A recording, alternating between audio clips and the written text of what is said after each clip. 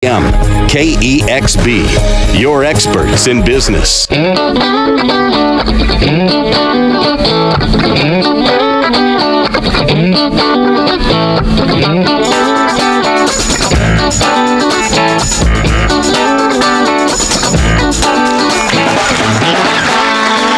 right, welcome back, everybody, to the BoCarverShow right here on 620 AM KEXB.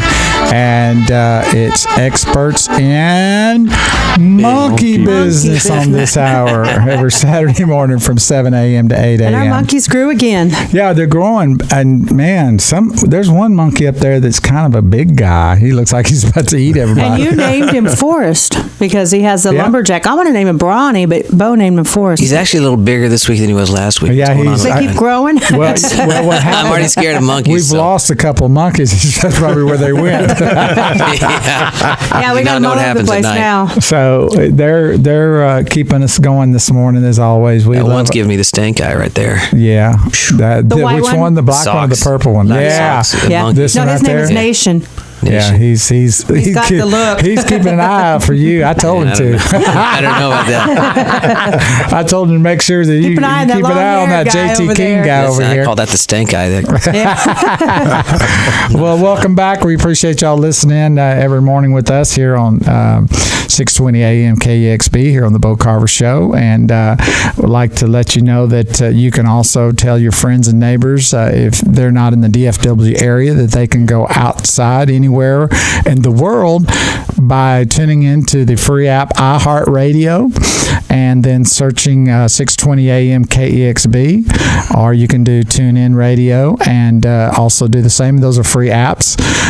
You can also go to www.620amkexb.com on your computer. And so the point is you really can't get away from us. Next we'll be knocking on your door. We're gonna be knocking on your door next, saying, "Okay, we're here to do the show." You think it's Publishers Clearing Warehouse? It's not. Yeah, we're gonna do the show right in your living room. Move out of the way, kids. Poor Hank, he's coming over tomorrow night for the Super Bowl, and we're making him bring his coffee pot. So. And, there you go.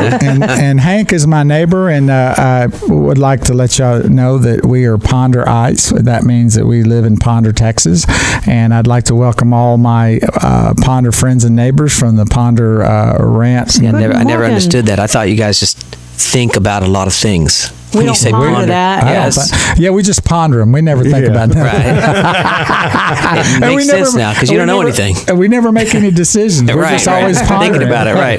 Yeah. There's a reason why we ponder on it. Exactly. Well, that's a small little town outside of Dallas, Fort Worth area, and we love it. It's quaint, nice, and got our first red light. Yeah, and that really upset me. We got that. We stood at the red light, and all of a sudden the red light just went plump, fell down to the ground. Yeah. That really did you know about just that? happen. The town rejected that. Mm-hmm. Yeah. Well, you know, it was sad the day we saw that.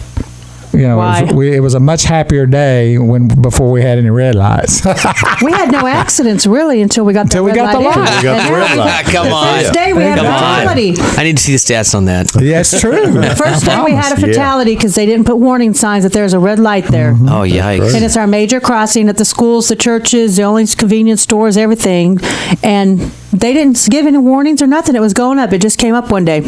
And boom, we had our first fatality, and we've had a couple of accidents ever since because people do not know it's there. Was it the Trump administration that just... Yeah, it was all his fault. Without warning? Yeah, this is before he got voted in. Okay. It was He's the quick, Obama but he's problem. not that quick. Right. Hasn't built the wall on Ponder yet. Well, you know, it's a really a cool little town, and they've got a great high school basketball team. Friday night lights are great there. And they brought in football a few years ago, and that's really growing. So, hey, we're somebody, dude. That's it. Ponder, Texas. Ponder Lions. Our go. schools are growing, though. We became what were we before we became, Bo? What we before we came? The school was a small school, and it grew and we became were ponderless. Then we became Ponder. We're 4A now, right? No, I think we're still 3A. But we were 2A then, or so we were small, and then we moved up. Well, that's why we're there, is to be in a small town, a small community. But it's growing. Right. I hate it. You guys were first stream of consciousness, and now you've improved to ponder.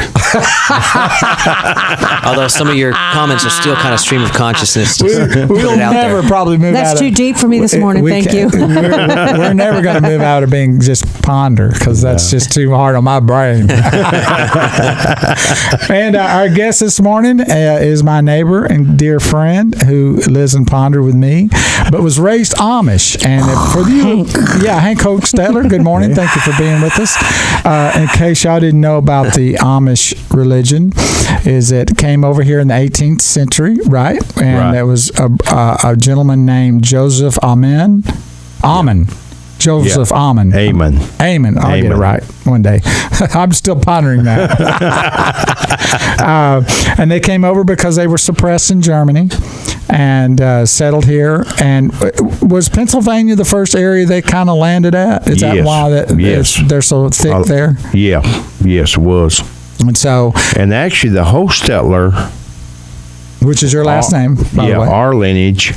There was and it's in the history books about the massacre that occurred there. Oh, really? There was only 3 in Germany or Pennsylvania? In Pennsylvania. Oh, wow! I didn't know about that. And there was only 3 Hochstetlers left.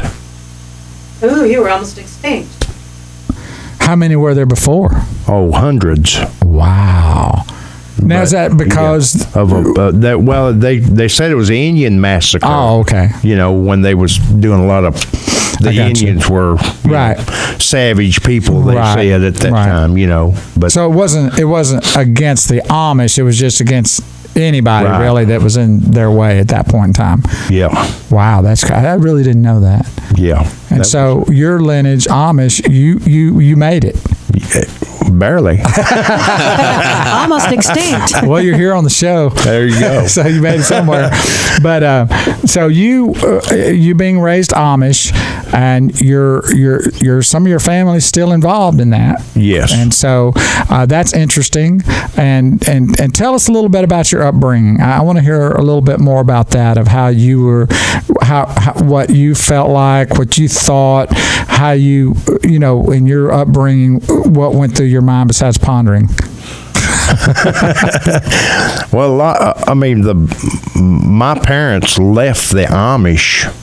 The Amish church dispersed in southern Indiana where they were living. Okay. In that community. I gotcha. And we moved to northern Indiana then, and actually we moved up a step.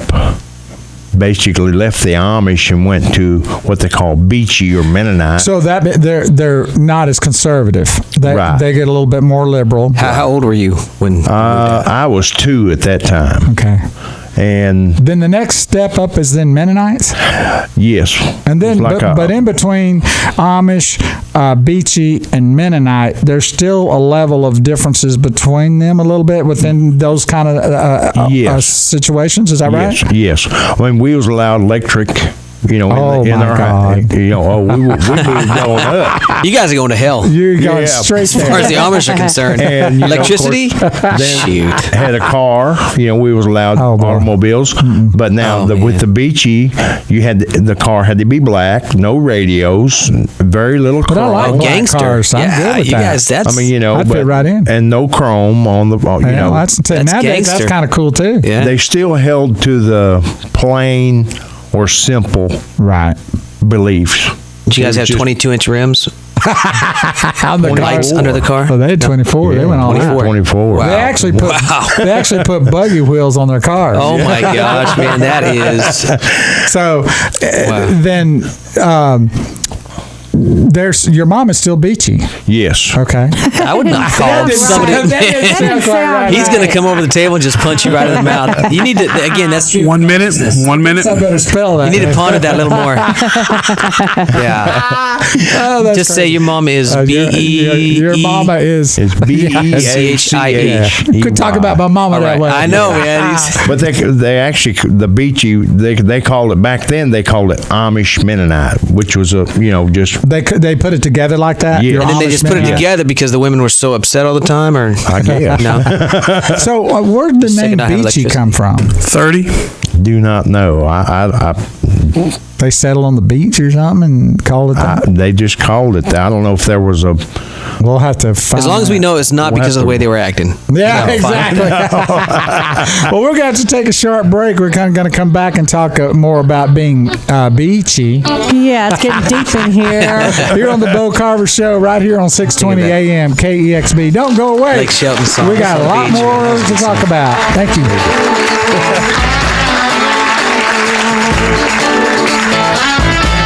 This is 620 AM KEXB, the business experts. The UT Arlington Mavericks march to the dance is underway. The Mavericks are coming off a record